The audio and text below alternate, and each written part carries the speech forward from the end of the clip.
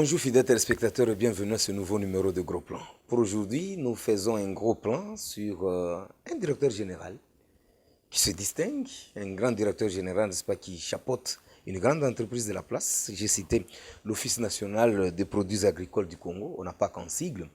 Et lui, c'est Monsieur Guy Bompate Bolunda. Voilà, c'est de lui qu'il s'agit et aujourd'hui, il y a cette grande question qu'on avait eu, n'est-ce pas, vous poser la fois dernière, sur votre demande bien sûr.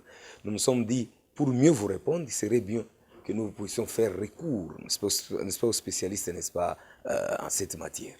Et la question, nous vous la rappelons, qu'est-ce qu'il faut faire pour que la RDC soit compétitive sur le plan agricole? Voilà, M. Guy Bompate va tenter un peu de répondre à cette question. Bien sûr, il aura nous parler, en ce qui concerne sa présentation, son parcours, avant qu'il ne devienne, n'est-ce pas, patron de cette entreprise.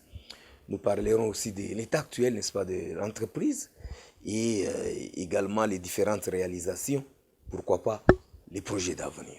Voilà d'une façon ramassée ce que vous aurez à découvrir maintenant. Sur ce, je vous laisse découvrir ce que le DG aura à nous dire. Chimska Pangala. Votre humble serviteur s'appelle M. Guy Bompate, diplômé de l'Université de Dakar. Aujourd'hui, c'est Cheikh Anta Diop, engagé à l'office comme comptable, qui a évolué jusqu'à devenir directeur, gestionné toute la République avec des mutations. J'ai sillonné le monde avec des missions. J'ai été élevé par l'ordonnance présidentielle comme directeur général adjoint. Et à ce jour, je suis directeur général de l'Office national des produits agricoles du Congo, à l'époque où j'étais engagé aux ACAF, et puis ONC, Office national du café, et présentement ONAPAC. En tout cas, le fait marquant, avant de devenir directeur général, c'est qui a fait mes promotions dans cet office avec mes qualités de gestionnaire. Vous savez, aujourd'hui, notre chef de l'État vient de décider la revanche du sol sous le sous-sol. C'est ça l'importance de l'Office national du café. Et c'est l'instrument qui doit soutenir cette politique, cette vision du chef de l'État. Quand le chef de l'État dit que cette politique de revanche des sols sur le sous-sol, c'est l'agriculture. Et l'agriculture, il faut avoir un instrument approprié qui a des capacités de la promotion, donc la production et la qualité de ces produits. Pour votre information, l'ONAPAC a des compétences à soutenir la politique du chef de l'État. Nous tenons à vous informer que nous avons fait signer un programme avec notre ministre de l'Agriculture, un programme national pour augmenter la production du café de 52 000 hectares avec des partenariats publics-privés. C'est 52 000 hectares par province, 2 000 hectares chaque province. Et nous sommes déjà opérationnels, malgré les problèmes que nous avons avec certains partenaires membres de la FEC et ACCAF qui bloquent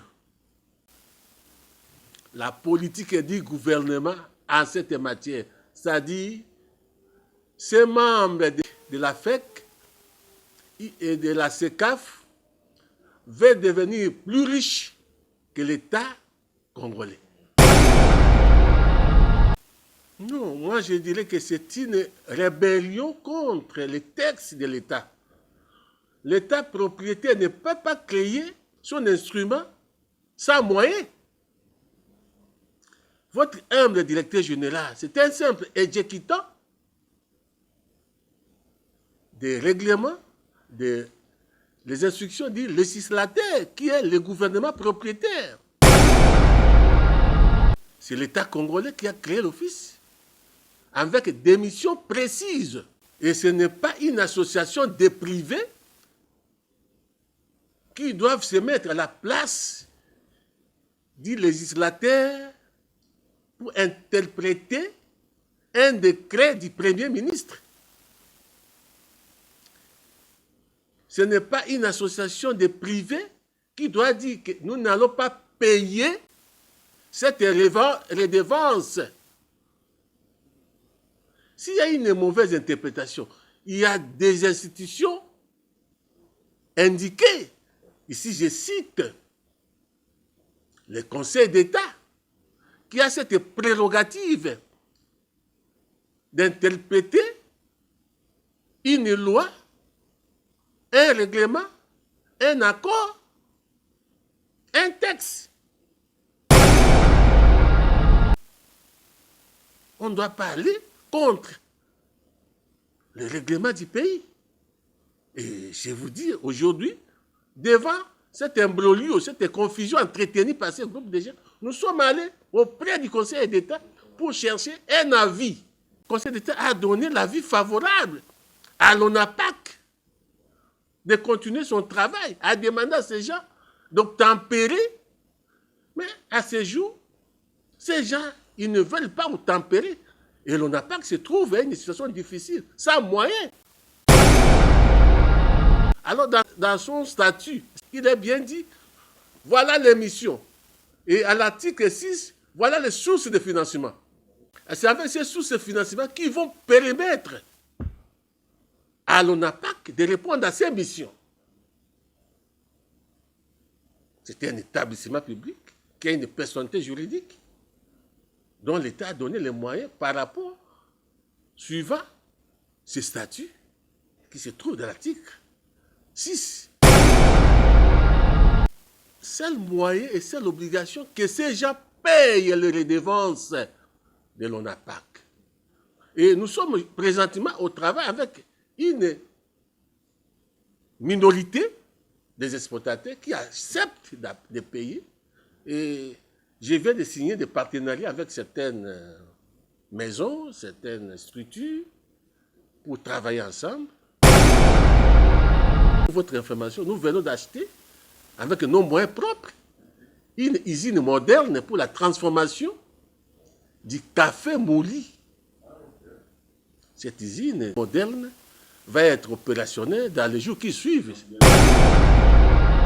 Ce café Léopard, maintenant on a signé un partenariat avec une maison qui s'appelle Cocoï, d'origine d'Arabie Saoudite, que nous allons travailler ensemble avec eux, parce que pour raison des moyens, on était obligés, et comme au niveau des statistiques, ça nous recommande de signer des partenariats, on a signé un partenariat avec une maison Cocoï pour que nous travaillions ensemble, et on va produire un bon café, parce que l'Organisation internationale du café nous oblige tous les États producteurs de consommer plus de 30% de notre production. Le deuxième pacte a construit des entrepôts. En tout cas, un entrepôt à Goma, un entrepôt à Bukavu. En dehors d'entrepôt à Bukavu, j'ai construit des entrepôts et j'ai acheté une usine moderne aussi, qui est déjà opérationnelle à Bukavu.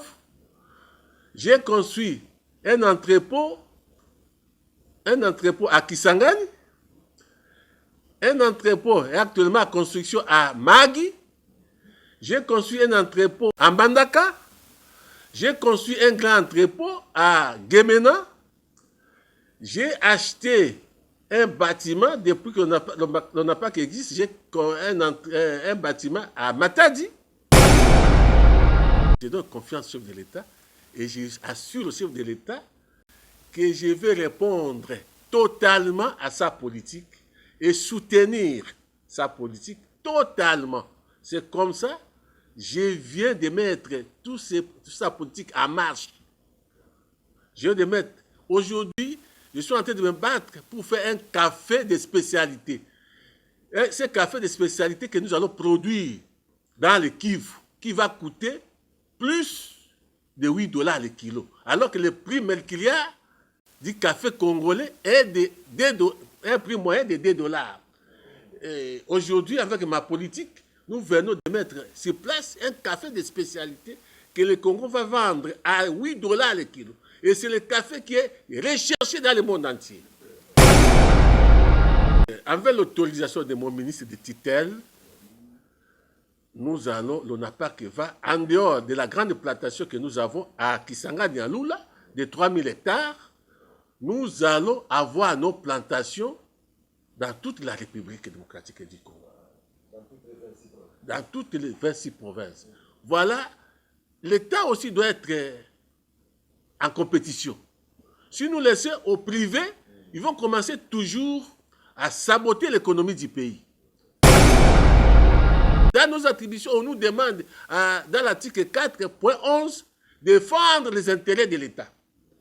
On ne peut pas aussi, dans la convention que je devais de signer, on ne peut pas commercialiser quelque chose sans produire ces produits.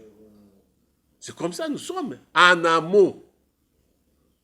En amont, c'est-à-dire la production de ces produits qui vous allez lire dans les statuts, on n'a pas qu'il y a 20 produits agricoles. Hein, que nous avons maintenant la politique de produire ces produits à des qualités supérieures pour être compétitifs au niveau des marchés internationaux.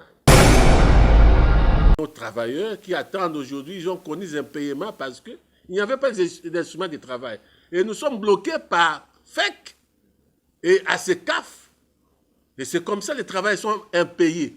Nous ne savons même plus cotiser aux organisations internationales parce que FEC nous refuse de les payer. Comment nous allons cotiser à l'OIC, à l'ICCO, alors les gens qui doivent nous payer, ils refusent à nous payer. Et c'est une façon de bloquer l'État congolais, sa politique. Hein?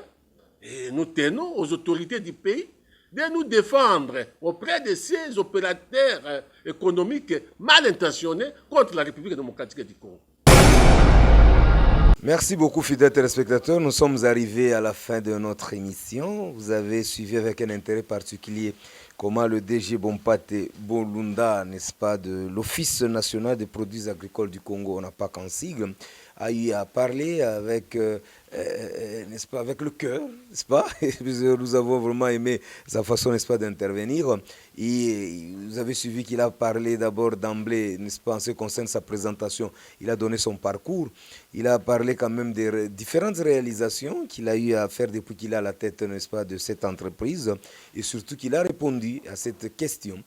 Qu'est-ce qu'il faudra faire pour que la République démocratique du Congo soit compétitive sur n'est-ce pas, le plan agricole, afin de faire sentir ou faire parler, n'est-ce pas, sa voix sur le plan mondial. Il a parlé également du projet d'avenir et il a fini par un message particulier, surtout pour le message qu'il a donné au chef de l'État. Et lui est là, lui en tant que DG, de mettre en pratique la vision du chef de l'État en ce qui concerne la revanche, n'est-ce pas, du sol sur le sous-sol. Et sur ce, il a même fait une correspondance, cherchant, n'est-ce pas, à rencontrer notre ministre de tutelle. J'ai cité Excellence Patrick Mouyaya Katembwe, le ministre de la Communication et Médias et porte-parole du gouvernement, dans le souci, puisque la fois dernière, vous avez suivi que le ministre, à partir de l'Est du pays, quand il était, n'est-ce pas, en compagnie du chef de l'État, il avait eu à aborder quand même cette question dans la conférence de presse. Alors, le DG Bompate est prêt à rencontrer le ministre pour lui fournir encore, n'est-ce pas, les éléments dans le souci que prochainement, pourquoi pas, organiser une conférence de presse, n'est-ce pas, avec le ministre bien sûr, où le DG Bompate va l'accompagner pour tenter un peu d'éclairer la lanterne. C'est ce qu'il faudra et c'est ce que nous souhaitons. Je sais que notre ministre a toujours été l'homme pragmatique et dans les prochains jours, il va le recevoir dans le souci que les choses puissent se passer en bonne et due forme. Ceci dit, fidèles téléspectateurs, nous vous laissons en bonne compagnie du programme de la Radio-Télévision nationale congolaise, la chaîne des grands événements. Au revoir, Chimska Pangala.